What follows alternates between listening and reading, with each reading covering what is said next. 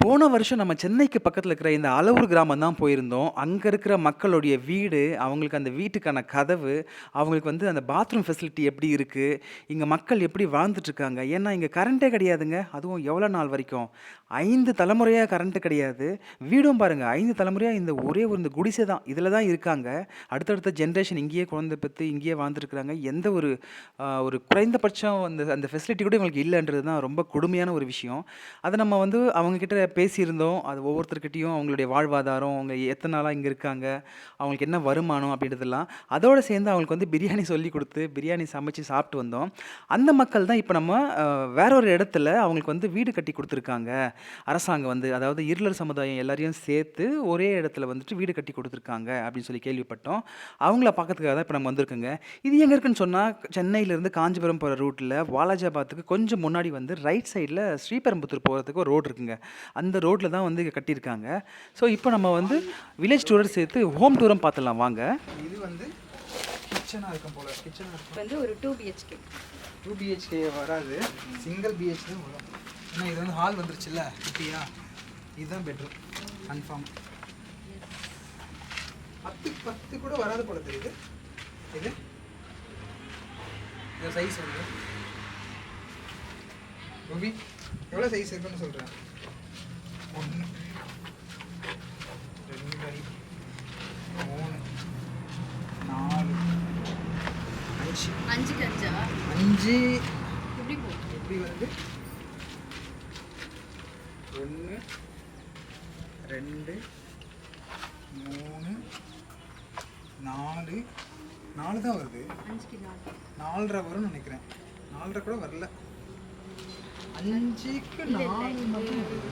இப்போ நீங்க 4 வந்துருவியா? இதோட 5 பிஹெச்கே. அது கணக்கு வரக்கூடாது. இதுதான். சரி. ஆமாம் 10க்கு 10 இல்லை 5 தான் வருது. 5க்கு 4ன்ற மாதிரி இருக்காது. என்ன கணக்கில் ஒரு ரூம் பெட்ரூம் வரும்? இது ஒரு ஹால். இது அதை விட கம்மியாக இருக்கும் தெரியுது. பெட்ரூமோட வாட்ச் ஹால் வந்து அதை விட சின்னதாக இருக்குது. 1 2 3 அடி 4 அடி 4 அடிக்கு ஹால். இது வந்து ஒரு 5 வரும் போல். அது 5. அதே தான். அப்போ 5 5 10. ஸோ 10க்கு 10ன்ற ரூமை தான் 2ஆக பிரிச்சிருக்காங்க. ஓகே. ஆனால் குடிசையில் முதல்ல இருந்ததுக்கு கவர்மெண்ட் எஃபர்ட்ஸ். ஆமாம். இப்போ நம்ம வந்து கட்டின வீடை போய் பார்க்கலாம் எப்படி இருக்குன்னு சொல்லிட்டு. இது என்னம்மா? அதுக்கா எல்லா வீட்டுக்குமே இதே மாதிரி போட்டு கொடுத்துருக்காங்களா? இதுவும் அதுவும். இது பாத்ரூம் எங்க? இதான் பாத்ரூமா? ஓகே. பாத்ரூம் ரொம்ப ரொம்ப அவசியம். கேமரா. ஸோ எங்கள் பாத்ரூம் எப்படி சொன்னால் பரவாயில்ல, அது பிரச்சனை இல்லை. ஆனால் பாத்ரூம்னு ஒன்று கொடுத்துருக்குற வரைக்கும் சந்தோஷம். ஏன்னா முன்னால் நம்ம வந்து இப்போ இதே ஃபேமிலி வந்து நம்ம முன்னாடி பார்த்துருப்போம் ஒரு வீட்டில் இருந்தான்னு சொல்லிட்டு. ஆக்சுவலாக அது வீடே இல்லை, குடிசை. அந்த குடிசை இப்போது ஸ்டவ் வச்சுருக்கீங்களா இல்லையா? இல்லையா? இல்லை. அப்போ சிலிண்டர்லாம் கிடையாதா? இல்லைண்ணா. அப்போ இதில் எப்படி என்னாச்சு சமைக்கிறீங்க? வெளியே செஞ்சது வந்து உள்ள மழை டைம்ல உள்ள செஞ்சுப்போம். மழை டைம்ல அப்படியா? அப்போ சமையல்னா விறகு அடுப்பு மட்டும்தான். ஸ்டவ் இன்னும் இல்லை, சிலிண்டர் இல்லை. நாங்கள் பார்த்து அதே தான் 5 அதே சரி கிடையாது. நான் போட்டது என்ன இது எதுக்குள்ள முடியல முடிஞ்சிட்டு இது கதை முடிஞ்சிருக்கேன். எதுவுமே காணோம். நீங்கள் சாரிம்மா. மண்ணு மட்டும் சார். சிமெண்ட் அதிகமாகவே போடல. அப்படியே ஊற்றி ஊற்றி ஓட்டுது. ஆமாம், இது சிமெண்ட் இல்லையே. சிமெண்ட்டே கிடையாதுங்க. வெறும் எம்சாண்ட். இதில் என்ன ஒரு கொடுமைன்னா, இந்த மாதிரி இல்லாத பட்டவங்களுக்காக கவர்மெண்ட் வந்து ஒரு வீடு கட்ட 4,60,000 ரூபாய் ஃபண்டு ஒதுக்கியிருக்குங்க. ஆனால் இந்த கான்ட்ராக்டில் இருக்கிறவங்க பாருங்களேன், எந்த அளவுக்கு அதில் அந்த ஜல்லி மணலை திருடி அதை போயிட்டு இவங்களுக்கு முழுசாக கொடுக்காம, ஐயோ கொடுமையாக இருக்குங்க. அந்த வீடு வந்து தளம் போட்ட வீடு ஒழுகுது. ஏற்கனவே வந்து கூரை வீட்டில் தான் ஒழுகுன்னு சொல்லிட்டு அவங்களுக்கு இங்கே வந்தால் இங்கேயும் ஒழுகுது. இது எப்படி இருக்குன்னு சொன்னால், இதுக்கு பேசாமல் பருத்தி மூட்டை வந்து குடோனில் இருந்துருக்கலாமேன்னு சொல்லுவாங்களே, அந்த காமெடியாக தான் இருக்குது. ஓ இதில் போயிட்டு இவங்களுக்கு கொடுக்குற இந்த காசில் திருடி சாப்பிட்றதுன்றது ரொம்ப ஒரு கீழ்த்தரமான செயல் தான் நம்ம சொல்லணும். ஏன்னா அவ்வளோ எல்லா செவுரு ஃபுல்லாக ஈரம். தண்ணி வந்து சொட்டு சொட்டு சொட்டிகிட்டே இருக்குது. இந்த கொடுமை பார்க்குறதுக்காக வில்லேஜ் டூர்ன்னு சொல்லிட்டு வேக வேகமாக ஓடி வந்துன்ற மாதிரி ஆயிடுச்சுங்க. ஒரு மாதிரி கீழ்த்தரமான ஒரு செயல் இது. இவங்களோட சாமி கும்பிட்ற விதம் பார்த்தேங்க. ட்ரங்க் பெட்டியில வந்து இவங்க சாமி கும்பிட்றாங்க. இது எந்த ஃபோட்டோவுமே கிடையாது. ரொம்ப ஆச்சரியமா இருந்தது. இங்க இருக்கிற ஒரு வீடு மட்டும் இல்ல. எல்லா வீடுமே இந்த மாதிரி தரமற்ற முறையில தான் கட்டியிருக்கு. அதுலேருந்து திருடி சாப்ட்டுருக்காங்க. எனிவே நம்ம அடுத்த வேலைய பார்க்கலாம். சொல்ல மறந்துட்டேன். அது கூட யார் இருக்காங்கன்னு கேட்டிங்கன்னா, அவங்க என் கூட ஒர்க் பண்றவங்க தான். அவங்களுக்கு வந்து இன்னைக்கு பர்த்டேங்க. அதனால அவங்க என்ன சொன்னாங்கன்னா, என் வீட்ல வந்து நான் கேக் கட் பண்ணி சாப்பிடுறதுக்கு பதிலா, நான் வந்து இந்த மாதிரி ஃபுட் வந்து ஷேர் பண்ணணும்னு ஆசைப்படுறேன். அப்படின்னு சொல்லிட்டு நான் சொன்னேன், "சரி ஓகே. அப்படின்னா நீங்க வந்து பணத்த குடுத்துருங்களேன். நாங்களே கூட வந்து சமைச்சு குடுக்குறோம்." "இல்ல, இல்ல பரவால்ல. என்னுடைய உழைப்பும் இருக்கட்டும். என்னோட கான்ட்ரிபியூட் இருக்கட்டும்." பாவம் நம்ம கூட வந்து அவங்களும் கஷ்டப்பட்டுருக்காங்க. அதுவும் பர்த்டே பேபி. உண்மையாலுமே பாராட்டணுங்க. நல்ல விஷயம் தானே! உங்களுக்கு வீடியோ வரலையா? ஆனா இப்போ கொஞ்சம் கஷ்டம் இல்ல? இன்னும் நமக்கு கரண்ட் இல்லல்ல? அப்ப நீங்க பேசாம இப்போ வந்து இல்ல கொஞ்ச நாளைக்கு யாரா எந்த வீடு காலியா இருக்குது அந்த வீட்டுக்கு வாடகை கொடுக்க மாட்டாங்கல்ல. கொடுக்க மாட்டாங்களா? அப்ப அது வரைக்கும் அங்க கரண்ட் இல்லாம அங்க தான் இருக்கணுமா? நல்லா இருக்கா? கரண்ட் வந்துச்சுல? இங்க வந்த பிறகு தான் கரண்ட். இது மாதிரி கிடையாது. அவ்வளோ அங்கிருந்து இல்லை கிடையாது. இப்போ கரண்ட் வந்து போட்டீங்க வீட்டுக்கு. சரி நீ லாஸ்ட்டாக பிரியாணி பண்ணியா பண்ணியா இல்லையா?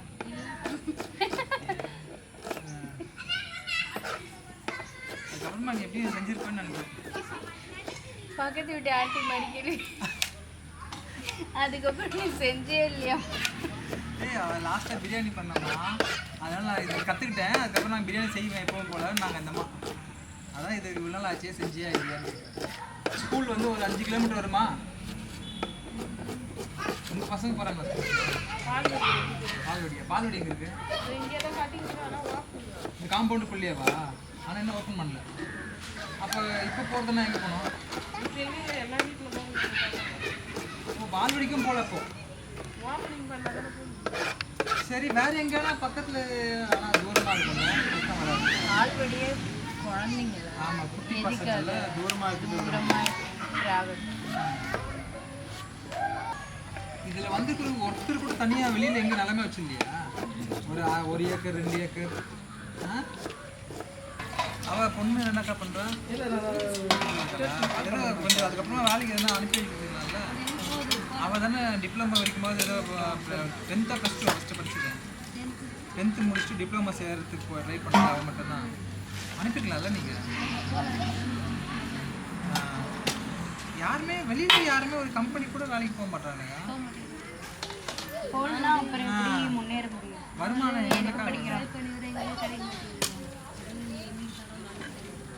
இல்லை இவங்க இப்போ நம்ம 6th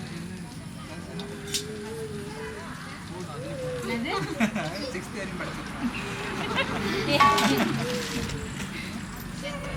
அதுக்கு மேலே அவ்வளோதான் படிக்க முடியாது. இங்கே இருந்து நம்ம வேறு யார் சரி எனக்கு தெரிஞ்சு இப்போ நிறைய பேர் வந்து என்ன தலை சௌக்கியமா? சேர்ந்து எதுனா வந்து ஒரு திருவிழா மாதிரி எதனா பண்ணுவீங்களா இல்லையா? இல்லை எல்லாருமே சேர்ந்து ஒரே மாதிரி அப்படி பண்ணால் நல்லாயிருக்கும். பஸ் வந்து கூட்டும் போதில்ல அது எப்படி எதுனா பஸ் வந்து ஏறாங்களா? அந்த கம்பெனி போகலாம். சரி நீ போகலாம்ல படிக்கிறீங்களா? ஏய் நிச்சயமா கடைசியாகவே சொல்லியிருந்தேன். ஆனால் வந்து அது நாள் ஆயிடுச்சு. எத்தனை மாதம் பாரா இதை பற்றி நீங்கள் வாயே திறக்கல. நல்ல விஷயம். கங்க்ராச்சுலேஷன். அப்படி எங்கேயும் போவாது. எத்தனாவது வருஷம் சொல்லிட்டு கல்யாணம் முடிஞ்சு 4 வருஷம். இந்த முறை பிரியாணி செய்யலைங்க. அதுக்கு பதிலாக வந்து கறி சோறு செஞ்சிடலாம் அப்படின்னு சொல்லிட்டு ஒயிட் ரைஸை வடிச்சிட்டு சிக்கன் கிரேவி செஞ்சிடலாம், சிக்கன் குழம்பு. ஏன்னா இது அங்கே வந்து நமக்கு வந்து வீடு வந்து கம்மியாக தெரிஞ்சுது. அதனால் நமக்கு பிரியாணி வந்து ஒரு அளவு தெரிஞ்சுது. ஆனால் இங்கே வந்து வீடு நிறைய இருக்குது. ஸோ இதில் பிரியாணி வந்து நமக்கு இது கம்மியாக செய்வோமா இல்லை அதிகமாக போகிறதுக்கு வாய்ப்பு இல்லை. கம்மியாக தான் செஞ்சுருவோம். அது அப்புறம் ஒரு சிலருக்கு வந்து சாப்பாடு கிடைக்கலன்ற பிரச்சனை வந்துக்கூடாதுல்ல. அதனால் வந்து ஒயிட் ரைஸை வடிச்சிட்டோம். குவான்டிட்டியும் நமக்கு போதுமான அளவுக்கு கிடச்சதுன்னு வச்சிங்களேன். அங்கே இருக்கிறவங்கள பாராட்டியே தரணும். ஏன்னா நம்ம போனோம்னா வெளியாட்கள் அவங்களே ஏதோ செய்வாங்க அப்படின்ற மாதிரிலாம் ஒதுங்கியெல்லாம் நிற்க மாட்டாங்க. நமக்கு கூட வந்து நல்லா சப்போர்ட் பண்ணுவாங்க. எல்லா வேலையும் எடுத்து செய்வாங்க. அப்படி செஞ்சதுனால தான் வந்து சீக்கிரமா டக்கு டக்குன்னு வேலை முடிஞ்சுது. இல்லைன்னா ரொம்ப கஷ்டங்க உண்மையை சொல்லணும்னா.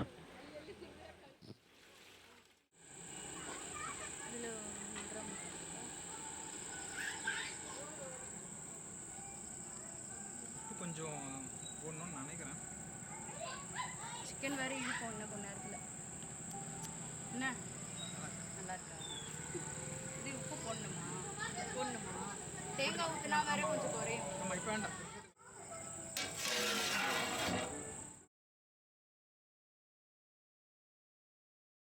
சிக்கன் குழம்பு ஆன உடனே நம்ம வந்து சாதம் வச்சுட்டோம். அந்த கேப்ல வந்துட்டு கொஞ்சம் வந்து ட்ரெஸ் எடுத்துட்டு வந்திருந்தா. அது என்னன்னு கேட்டீங்கன்னு வச்சுக்கங்களேன், நல்லா கொஞ்சம் ஒல்லியா இருக்கும்போது ஒரு 10 ட்ரெஸ் எடுத்துருது. அப்புறம் ஹோட்டல் ட்ரீட் அது இதுன்னு சாப்பிட்டு நல்லா வெயிட் போட்டுருது. அதுவும் அந்த ட்ரெஸ் போடுறதில்ல. அதுக்கப்புறம் வெயிட்ட குறைக்கிறதுக்கு கஷ்டப்படுறது ஒரு ஒரு வருஷத்துக்கு. ஒரு வருஷம் கழிச்சு அந்த ட்ரெஸ் எடுத்தா, நான் இல்ல ட்ரெண்ட் முடிஞ்சிருச்சு. இது பழைய ட்ரெஸ் ஆயிடுச்சுன்னு சொல்லிட்டு. ஆனா இங்க எடுத்துட்டு வந்த பிறகு யாருக்கோ ஒருத்தருக்கு வந்து அது ரொம்ப பெர்ஃபெக்ட்டான ஒரு ஃபிட்டிங் இருந்ததுங்க. அதனால எடுத்த எல்லா ட்ரெஸ்ஸுமே வந்து இல்லன்னா பாத்துங்க. எல்லாருக்குமே குடுத்துட்டோம். ஒரு வழியா சாதம் ரெடி ஆயிடுச்சு. ஸோ சாப்பாடும், குழம்பும் அதாவது சிக்கன் குழம்பும், சாப்பாடும் பரிமாறதுக்கான நேரமும் வந்துருச்சு. பர்த்டேன்றதுனால ஆல்ரெடி ஃபர்ஸ்ட்டே வந்து ஸ்வீட் வந்து எல்லாருக்கும் வந்த உடனே குடுத்தாங்க அந்த அம்மா. அது இல்லாம ஸ்வீட் எக்ஸ்ட்ரா நெறையா வாங்கிட்டு வந்திருந்தோம். அதனால வந்து சாப்பாடு கொடுக்கும்போது சாப்பாடு வைக்கும்போதும் அதுக்கு முன்னாடியும் ஸ்வீட் வச்சுட்டு சாப்பாடு வைக்கலாம் அப்படின்னு சொல்லி. ரொம்ப உண்மையாலுமே ரொம்ப ஹேப்பியா இருந்தது. பர்த்டே பேபியும் ரொம்ப சந்தோஷப்பட்டாங்க. அவங்க கையால சமைச்சு, அவங்க கையால வந்து சாப்பாடு குடுக்குறதுன்றது.